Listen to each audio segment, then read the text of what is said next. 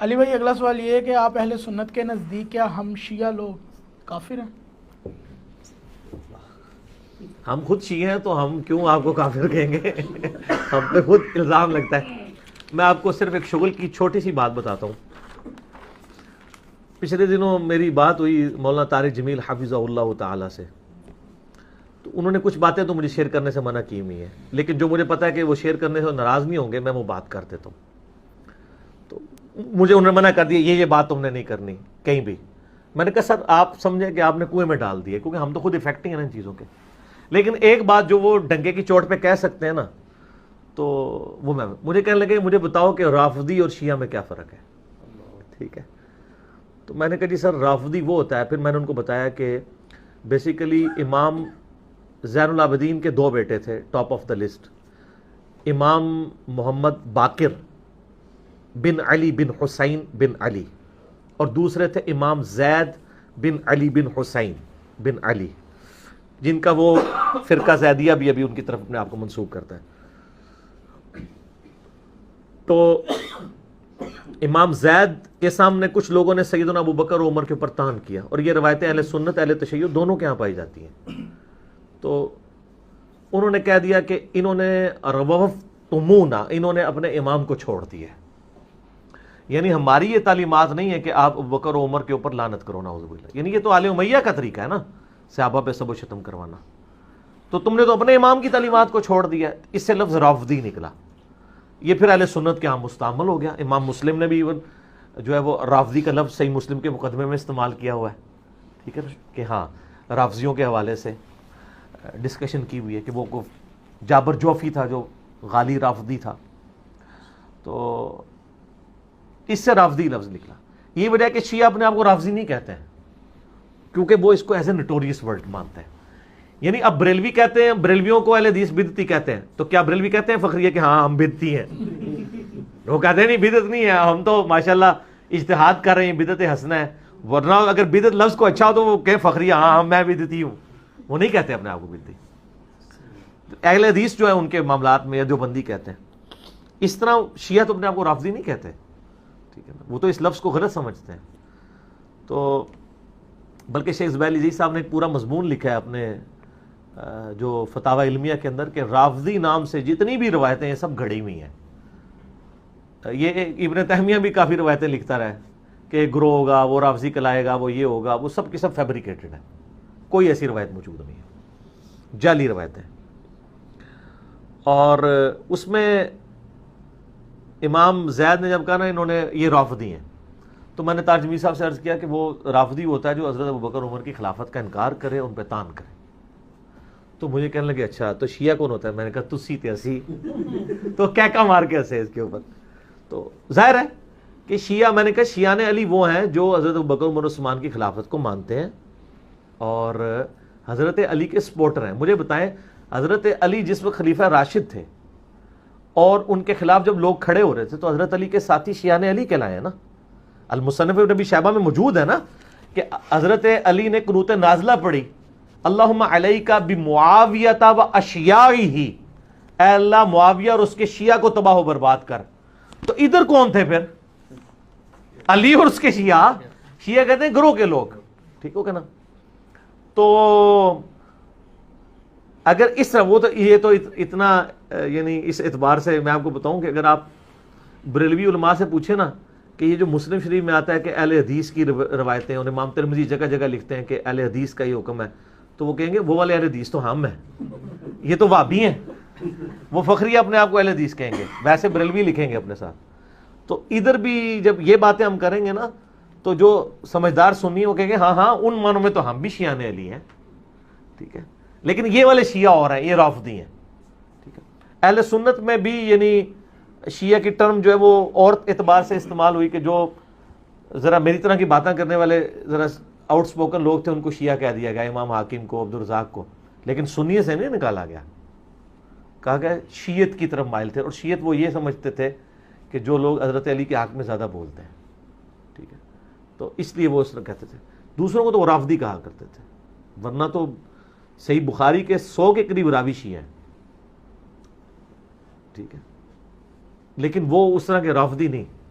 ٹھیک ہے نا. یہ بات ہے. علی بھائی ابھی آپ نے یہی بات چلتے آئے ہیں, آپ نے یہ الفاظ بیان کیے ہیں کہ سین کے الفاظ جو پیچھے عبداللہ ابن عمر سے متعلق ہے, نیز آپ نے فرمایا کہ انہوں نے نا حضرت معاویہ نے اس معاملے میں حضرت عمر کی گستاخی کی ہے. تو ابھی آپ نے یہ رافضی سے متعلق فرمایا کہ جو صحابہ کرام کے متعلق جو کریں, تو کتنے پڑھتے پہ کیا یہ ادھر سے ٹرانسفر نہیں ہوتا فتویٰ ایسے؟ دیکھیں وہ انہوں نے آئینی طور پہ تو نام لیے بغیر بات کی ہے نا, ٹھیک ہے نا, تو وہ انہوں نے نام تو نہیں نہ لیا, اور اسی وجہ سے پھر اختلاف بھی ہے.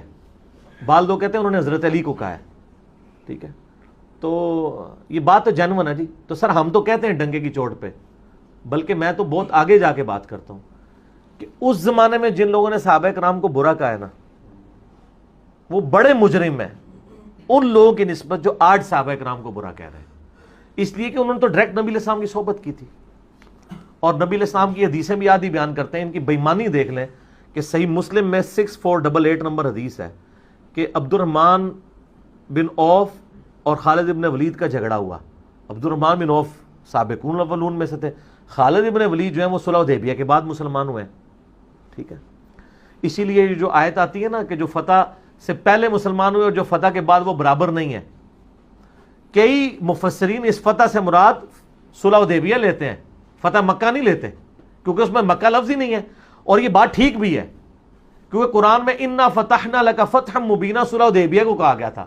آج ہم نے آپ کو روشن فتح دے دی ہے کہ یہ صلح حدیبیہ کی جو ٹریٹی ہوئی ہے اس میں کافروں نے آپ کو پاور تسلیم کر لی ہے. قرآن کی روح سے جو فتح کا لفظ ہے نا وہ صلح حدیبیہ کے لیے استعمال ہوا ہے, انا فتحنا لک فتحا مبینا, اور آگے وہ. تو اس لیے وہ کہتے ہیں کہ جو صلح حدیبیہ سے پہلے مسلمان ہوئے اور جو بعد میں, وہ برابر نہیں, فتح مکہ کی بات نہیں ہے اس میں. یہ میں نے آپ کو ایک علمی نقطہ بھی, مدنی پھول بھی دے دیا ہے, ٹھیک ہے. اچھا اب ادھر واپس آ جائیں کہ وہ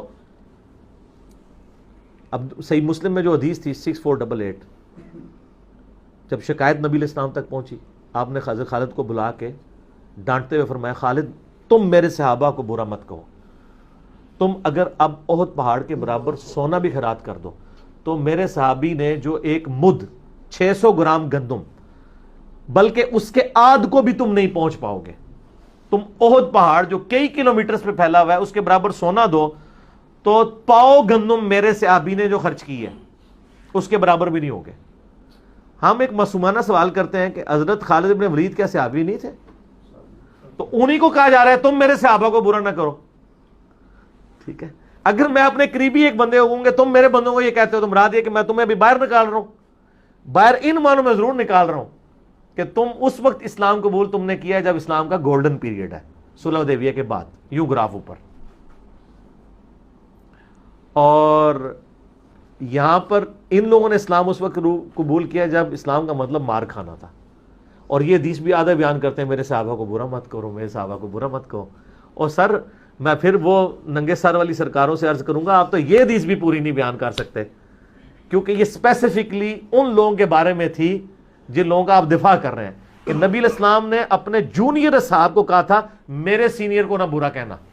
ہم پہ بھی ہے, لیکن پہلا مصداق اس کا کون ہے اس زمانے میں؟ جو آپ نے مجھے بات کی نا کہ جو لوگ اس زمانے میں صحابہ کی توہین کرتے رہے ہیں ان کو آپ رافضی کیوں نہیں کہتے, اور آج والوں کو رافضی کیوں کہتے ہیں؟ تو ہم یہ جنرل آپ سے ہم سے فتویٰ لے لیں کہ چاہے اس زمانے میں کسی نے غلط بات کی وہ بھی غلط ہے, آج بھی کرے غلط ہے, کیونکہ بخاری مسلم کی حدیث ہے میری فاطمہ بیٹی چوری بھی کرے تو میں اس کے بھی ہاتھ کٹواؤں گا, میں کوئی فرق نہیں کروں گا. اگلے لوگ اس لیے تباہ و برباد ہو گئے کہ ان کے اشرافیہ کے لیے اور قانون ہوتا تھا اور عام لوگوں کے لیے اور. اگر میری بیٹی فاطمہ بھی اللہ کی قسم اگر یہ بھی چوری کرتی تو میں اس کے بھی ہاتھ کٹوا دیتا. تو وہاں پہ حضرت عبداللہ بن عمر نے کم از کم اپنا پروٹیسٹ ریکارڈ کروا دیا کہ میں نے ارادہ کیا میں ایسے کہوں کہ تجھ سے زیادہ خلافت کا حقدار وہ ہے جس نے تجھے اور تیرے باپ کے ساتھ قتال کیا ہوا ہے. اچھا مزے کی بات بتاؤں, یہ سیم الفاظ صحیح مسلم میں حضرت عمر کے اپنے بھی ہیں. صحیح مسلم ایک حدیث ہے, میں نے اس پمفلٹ میں ڈالی ہے کہ حضرت عمر کو مرنے سے کچھ عرصہ پہلے, شہادت سے پہلے خواب آئی کہ ایک مرغے نے 3 ٹھونگے ان کو ماری ہیں. تو انہوں نے کہا میں نے اس کی تعبیر یہ کی ہے کہ مجھے عنقریب قتل کر دیا جائے گا, اور اگر میں مارا جاؤں تو خلافت کا امر ان 6 بندوں سے باہر نہ جانے دینا. مسلم میں ان 6 بندوں کے نام نہیں ہیں لیکن بخاری میں موجود ہیں, علی, عثمان, طلحہ, زبیر, عبد الرحمن بن عوف اور سعد ابن ابی وقاص. ایک طریق میں حضرت علی کا نام پہلے ہے، ایک طریق میں حضرت عثمان کا نام پہلے. تو مسلم شریف میں الفاظ ہے کہ اگر ان 6 بندوں میں سے تم کوئی خلیفہ چنو اور ان کی خلافت میں کوئی تانگ کرے تو سمجھ لینا کہ وہ اسلام کا دشمن ہے، اور یہ وہی لوگ ہیں جن کو میں نے اسلام کی خاطر اپنے ہاتھوں سے مارا ہوا ہے.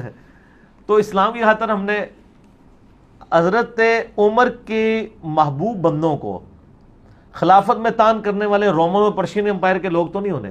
یعنی اگر میں یہاں پہ پرائم منسٹر عمران خان صاحب کو چنتا ہوں تو مودی کی پارٹی کا کیا لینا دینا ہے؟ ادھر کے لوگوں کا ہی مسئلہ ہوگا نا. اسی طریقے سے حضرت عمر کن لوگوں کو کہہ رہے تھے؟ کیا یہ لوگ کہہ رہے ہیں وہ رومن اور پرشین امپائر کے لوگوں کو کہہ رہے تھے کہ وہ تان کریں گے خلافت میں. انہوں نے تاڑی خلافت میں کیا لینا دینا ہے؟ کوئی بی بی سی یا انٹرنیٹ تے کوئی سلائیڈ چل جانی سی کہ جناب وہ تھے الیکشن ہونا لے جائے. وہ ان کے کہہ رہے تھے کیونکہ کہہ رہے ہیں ان کو میں نے اپنے ہاتھوں سے اسلام کی خاطر مارا ہوا ہے. تو حضرت عمر نے تو نہ قادسیہ لڑی ہے نہ یرموک. حضرت عمر نے اپنے ہاتھوں سے کون سی جنگیں لڑی ہوئی ہیں؟ رومن اور پرشین امپائر کے خلاف تو کوئی جنگ نہیں لڑی. بدر و احد اور خندق لڑی ہوئی ہے. اسی لیے عبداللہ بن عمر کو یہ جملہ یاد تھا تو انہوں نے اپنے باپ کا ہی جملہ ریپیٹ کیا کہ میں اس کو کہوں.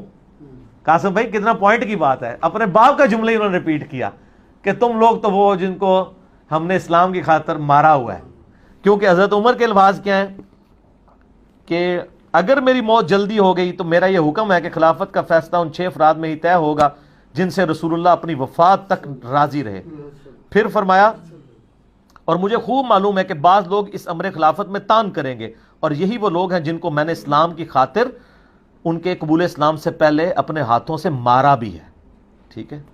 اور پھر وہ اس کے بعد کہتے ہیں پس اگر وہ لوگ واقعی ایسا کریں یعنی خلافت میں تان کریں تو جان لینا کہ وہ اللہ کے دشمن، کافر اور گمراہ ہے. اس کی معصومانہ سی کوئی تشریح کر دے اس حدیث کی. ٹھیک ہے. یہ صحیح مسلم میں 1258 ہے. ٹھیک ہو گیا نا جی. تو سر خلفائے راشدین کا شیعہ تو یہاں بیٹھا ہوا ہے. آپ کون سے خلفائے راشدین کو لے کے؟ میرے خیال ہے ان کے خلفائے راشدین جو ہیں پتہ کون ہیں؟ امیر شام ہے، مغیرہ ابن شعبہ ہیں، عمر بن عاص ہیں اور بسر بن ابی ارطاء ہیں. ان 4 کو یہ خلیفہ راشد شاید سمجھتے ہیں. نہ سر، خلیفہ راشد ابو بکر، عمر، عثمان و علی ہیں. ان کے نام بھی ذرا ان سے پوچھ لیں. ویسے جب حقچار یار کہیں نا ان سے پوچھ لو یہ حقچار یار کون کہہ رہے ہیں. صحیح بات ہے، پوچھا کرو انہاں کو. حقچار یار تے ہیں نا جنہاں دی حدیثاں نے بخاری مسلم میں، یہ کن حقچار یار کو لے کے چل رہے ہیں؟ ہو سکتا ہے ان کے حقچار یار کچھ اور ہو، ہمارے تو ہی ہیں جی. ٹھیک ہو گیا.